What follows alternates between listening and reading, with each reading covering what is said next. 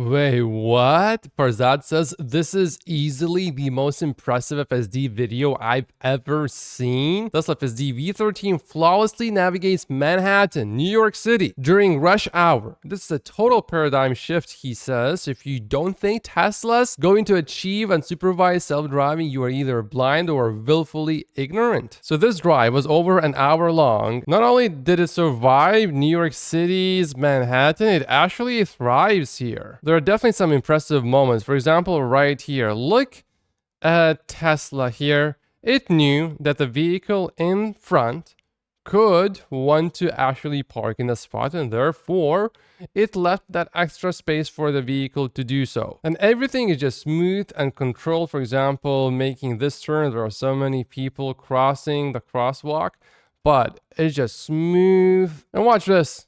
See? It's just going exactly the speed it needs to go at to be very safe and smooth. Here's another bicycle appearing sort of out of nowhere, almost, not quite, and getting in front of the vehicle. And it just does exactly what it needs to do. The video is absolutely fascinating and mind-blowing, but at the same time, also so boring to watch because it's just good. And it's interesting how it handled this situation with the pedestrian. See, the guy signaled sort of, hey, car, go. And the car started going, but then the guy started walking and the car gave him enough time to obviously go. And according to the guy that posted this video, during this whole 1 hour drive, there was not a single intervention. And now, pay attention to this. We have some important news for Tesla from China. Tesla Giga Shanghai will begin mass production in January as it clears up its Model Y Juniper trial production. And recently we have seen quite a few spottings of the refreshed Model Y, and this rumor is very likely to be true. This rumor also adds that Tesla is expected to start deliveries of a 6-seat Model Y in the 4th quarter of next year. And with this news coming out from China, I would expect the Model Y sales to slow down temporarily, and then of course they would pick back up in January as Tesla starts scaling this new vehicle. I would also expect bigger discounts on the old Model Y to clear up the inventory. The new Model Y is definitely getting Tesla stock investors excited, and there are quite a few new features in it. And according to the rumors, we will have a front LED light bar, and maybe this is how it will look. We will have a large screen, of course, in the middle of the interior, and that screen should be able to tilt just like the Model S and Model X screens. The drive units are also supposed to be new 4th generation drive units. And that tilt, it doesn't seem like much, but actually I just tried a Model X with this feature and it is nice. It definitely is a nice improvement, even though it's subtle. This is also huge. Tesla is in early talks officially now with the authorities in the city of Austin, Texas about its autonomous vehicle technology. So Tesla wasn't kidding about its intentions to launch its first robotaxis next year. And actually, a Tesla employee has been in touch with the city's autonomous vehicle task force since at least May. This was just to establish safety expectations for the vehicles. But it shows that Tesla is actually really serious about this. And we know all of this because of emails acquired by Bloomberg through public records requests, which show a Tesla employee communicating with the city of Austin's autonomous vehicle task force. And the actual email that the employee sent reveals a few more details. Tesla is still working to strategically find a city within Texas to deploy. The city of Austin is obviously on our roadmap, but has not yet been decided where we will deploy first, as we have many options available. This email was sent in November. Tesla investors are definitely getting excited about this, and for that I know he lives in Austin, so it's even more exciting for him. And this is actually big news, and it just came out this morning. NIAS proposes a national program for vehicles with automated driving systems, which would mean you get one approval and you can deploy robotaxis anywhere in the United States of America. And Kathy Wood has something to say about this. Really should be federal legislation. So I think that will speed up the move towards autonomous taxi networks. And I do believe for that reason, investors, analysts are starting to model out what that will mean to the Tesla model. It will take their gross margins from mid-teens right now up into the 60s if we are right. It's just that analysts are not going to make that one big jump from 18% to what she says could be as high as 60%. They are just going to go from 18 to 20, 22, 25, 28, 30, 32, 35, 38. And each time they do that, the Tesla stock price targets will increase substantially as they start modeling Robotaxi revenues into their models. Elon Musk just made a big prediction here. California announced that selling new gas cars in the state will be banned in 2035, to which Omar said completely unnecessary. By 2035, nobody will be buying cars, but Elon Musk says there will be some buying of cars for individual ownership, but self-driving cars will be over 90% of miles driven. And that's just a matter of time before it actually happens. Although there will definitely always be some people that will want to have a Robotaxi in their backyard, basically in their garage, ready to go immediately the second they want to leave the house. But if you have your own vehicle right now and you go, let's say, downtown or anywhere that's really busy, parking is just such a hassle. It's such a time waster. When your vehicle will have full self-driving, and this is years down the line, it will just be able to find the parking spot for you. So you just arrive exactly in front of the door that you want to arrive, and you go in wherever you want to go, and the car just goes and parks in the next 5 to 10 minutes. And then when you're finally done, you just click a button and your car is going to start coming to the front door where you are going to be waiting for it, saving you all the time trying to find a parking spot and dealing with all of that. But at least initially, probably the biggest hurdle to owning a Robotaxi is going to be cost, because these cars will be such big money printers that the cost per one single vehicle is going to be huge for some time.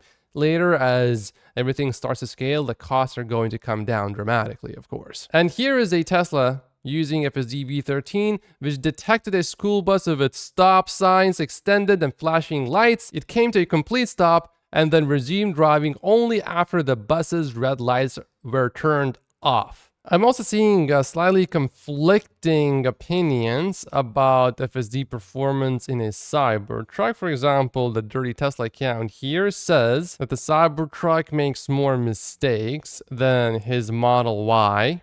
But actually, Omar says that his Cybertruck here in Los Angeles, he's seeing FSD V13 on Cybertruck achieve similar performance as a Model 3, all zero intervention drives. And now, Gordon Johnson, everybody, it's the guy that said Robotaxis for Tesla would never happen. But check this out. Now he's saying it is going to happen.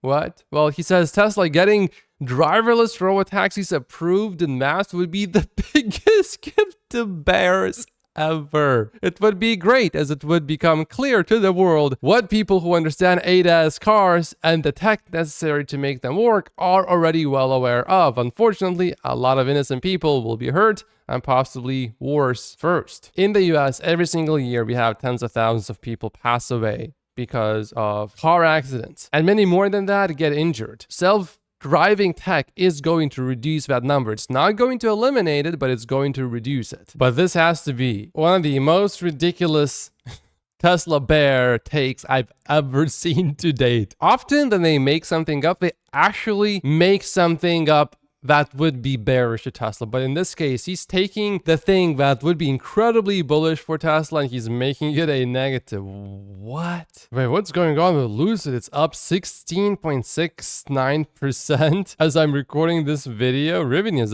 up 6%. The company estimates a modest vehicle production increase for this year. Oh, actually, the report says Lucid Stock jumped today on seemingly no company-specific news. I'm definitely staying away from Lucid Stock. I would never touch that. That's just been a disaster. Also, we know that Cathie Wood typically likes to sell Tesla stock when her position exceeds 10%, and usually around 12-ish%. It's almost a certainty that she starts trimming. And currently in ARKK fund, which is her main fund, her Tesla stock position is at 17.2%. So I'm so surprised that she's not selling big. She's just trimming a tiny little bit most of the days, but nothing huge yet. What's even more interesting is that in her other fund, ARKQ, which sits at 18 0.4% when it comes to her Tesla position. She didn't trim her Tesla position. So that was 2 days ago, and this is from yesterday night. So we know that, again, she didn't trim her Tesla position in her other funds except the main fund. Just 2 weeks from now, Tesla will release its Q4 delivery report, and the company needs to deliver 514,925 vehicles to equal its total deliveries for 2023. Tesla's highest ever vehicle delivery record for a single quarter was 484,500, and I am confident that this quarter is going to be a new record. It's just by how much is it going to be a new record. Gary Black posted an updated valuation of Tesla stock. We know that he has a $380 price target for the next 6 to 12 months, but now he also added a bull case price target, which is 435. And by the way, his 380 target assumes zero standalone Robotaxi or Optimus valuation. And this to me is just funny. When he adds Robotaxi and Optimus, he could justify a price target increase of basically $55 from 380 to 435. This is going to age not like fine wine. I can almost smell rotten eggs. But anyway, here's Gary's long-term projections for Tesla stock. They do go all the way up until 2030. And if you compare Gary's expectations for Tesla's earnings with Wall Street expectations, yeah, Gary is actually quite a bit more bullish than Wall Street on average. And Wall Street only expects 4.8 million deliveries in 2030. Gary Black expects 8.1. Without robotaxis, he predicts that in 2030, Tesla stock is going to be $744. With robotaxis, he would increase that number to 850 only. His bull case is so conservative that I can smell rotten eggs in his bull case when he adds robotaxis. He's just being way too conservative with robotaxis. Gary Black also made another prediction. He says, my guess is Trump will offer some lead time before canceling the $7,500 EV tax credit. That will allow Tesla to accelerate some volume before the credit expires. But the biggest thing that he's excited about right now, to me, it seems like it's the Tesla Model Q, the new vehicle. He's not excited about Tesla's full self-driving technology making so much progress so fast. That's the number one thing that I'm excited at this moment. I almost don't even really care about the Tesla Model Q that much. I mean, it's going to be amazing and it's going to help the stock, I believe, in the long term by quite a bit. But the big needle mover is going to be full self-driving here. Elon Musk replied to this post saying, wow, that's insane. He posted this on his main timeline, getting millions of views. This is still very fresh. Usually these posts get about 20-ish million views. So the post says, Delaware Valley Journal on Elon Musk's 2018 compensation package case. This case is a textbook example of the need to limit on how much lawyers can take from the companies they target. Businesses paid more than $529 billion in legal fees and related costs in 2022. That's 2.1% of the U.S. gross domestic product. That's about as much money in terms of the percentage of GDP as most countries in the world spend on their military. The problem is particularly acute in Delaware. Walter Austin, a legal scholar and senior fellow at the Libertarian Cat Institute, said that current Delaware rules allow lawyers to cash in by, in essence, hiring themselves to litigate a case. You have a system that follows sort of dubious rules to make lawyers very rich, totally aside from whether the outcome was actually a good one for shareholders, which in this case was actually a disaster. And he argued there needs to be a better way to protect shareholder rights in class action lawsuits. It just doesn't seem to line up with what we would want if we were the shareholders being protected. Well, as someone with personal experience being a Tesla stock shareholder, I definitely 100% agree with his statement there. These lawyers are going to be paid $345 million for telling us, Tesla shareholders, to not pay Elon Musk, even though after they gave us this opportunity to take away all of Elon's pay, we said, no. You don't know what you're talking about. We want Elon to be paid, so we're going to pay him anyway. But now they are charging us $345 million to do something that we were going to do anyway, because they said, oh, well, maybe you shouldn't do it. But we know we want to do it, so we will do it. And really, when I think about it, this $345 million fee is basically a charge for Elon to be paid, but late. We are paying lawyers money to pay Elon, but late. If there was no lawsuit here, Elon would have been already paid on time. Now there's this uncertainty and there is a delay and there's going to be an appeal and it's going to be a process. Anyway, remember the Tesla China plant director Song Yang? Supposedly he was going to join Xiaomi, but actually no, he joins Envision. And by the way, this wasn't an abrupt departure. He submitted his resignation a few months ago. Envision is a renewable energy firm. It's one of the largest wind turbine companies and has research centers in countries such as Denmark, the US, and Germany. There's also a nice Tesla Semi factory update. The factory is making some good progress. Take a look at some of these pictures. The factory soon is going to be done. James is right about this one. This is the factory that will single-handedly and massively disrupt the big rig market and remove tons of dirty diesel from the roads. I can almost smell the future. Clean future, not the past that was smelly every time you would see a semi drive by. And there's this company, which is one of the largest trucking companies in the US, which has partnered with Tesla just now to introduce two of the company's Tesla Semi trucks to its fleet. They already rigorously tested the Tesla Semi in its operations earlier this year and achieved 1.73 kilowatt hours per mile. They say our drivers were equally impressed, noting the smooth acceleration, comfortable design, and its ability to maintain speeds on steep inclines even while hauling heavy payloads.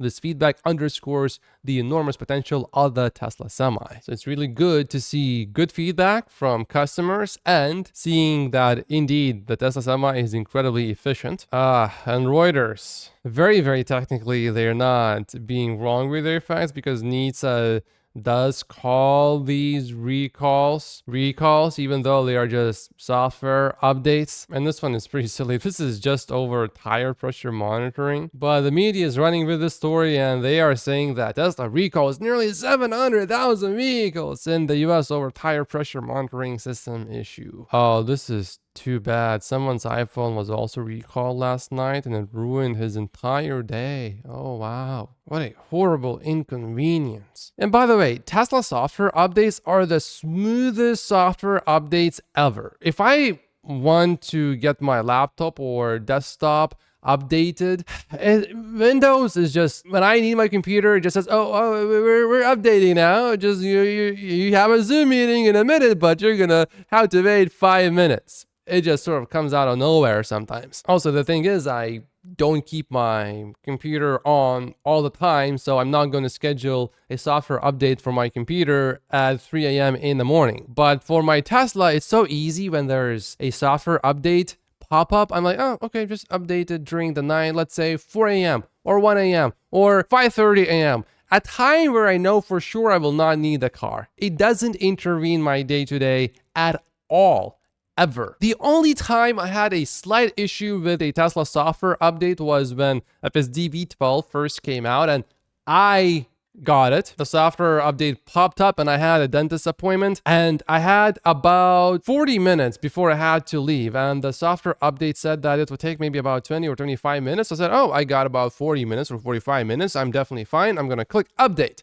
And then 20 minutes later, it was only halfway done. So like, oh no, what's going on there? But then eventually, actually, I was on time, but I was just on time. The software update took a lot more than 20 or 25 minutes. It was closer to about 40 or 45-ish. Since then, I realized every time there's a new Tesla software update, Tesla does say that the software update is going to take longer now. So I think they have gotten quite a bit better with time estimates, but I have learned a lesson to never update my vehicle if I actually need to go somewhere within an hour. Other than that, and this is mostly really my fault for living on the edge with a software update like that, but I could have called an Uber and I would have been fine anyway. And in general with software updates, if I see a software update on my desktop or my phone, I'm like, another software update.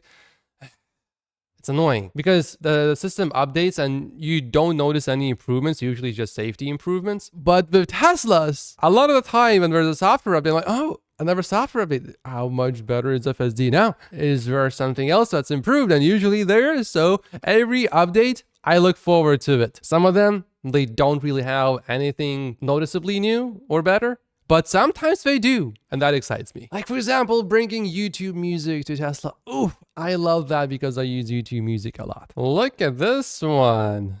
She's Kim Kardashian's friend and she's getting a free Cybertruck. Homer's wondering if he could be her friend. He wants a free Cybertruck too. Anyway, this is good marketing for Tesla. Free advertising. People are getting quite crazy with their Cybertrucks. Check this one out.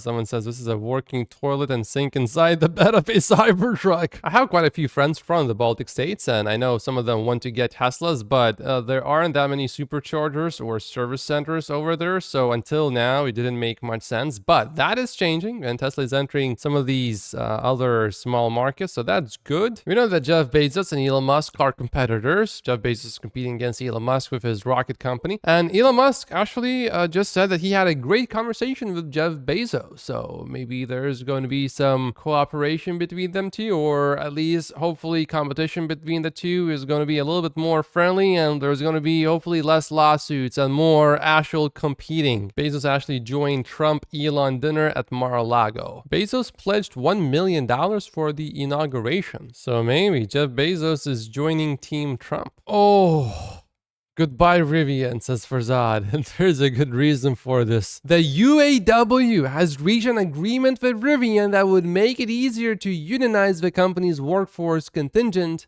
on the EV maker ever reaching profitability. Now, this is related to the $6.6 billion loan from the government, and this just shows us how desperately, urgently Rivian needs a lot more cash. You're setting up yourself for long-term major problems just to get some cash right now. If your company is unionized and you're competing against Tesla, you have no chance at having better margins than Tesla. There's some good news from NIAS, which today proposed a new process to streamline reviews of exemptions filed by automakers seeking to deploy self-driving vehicles without required human controls like steering wheels or brake pedals. It's almost like they know that they need to do a better job and they are already doing it before the new administration even takes office. And this is really bad for Volkswagen. So naturally, it's a benefit to Tesla. Volkswagen comes to an agreement with the union to cut capacity but keep German plants open. But what we are witnessing is a slow death of some of the biggest legacy automakers. There's quite a bit of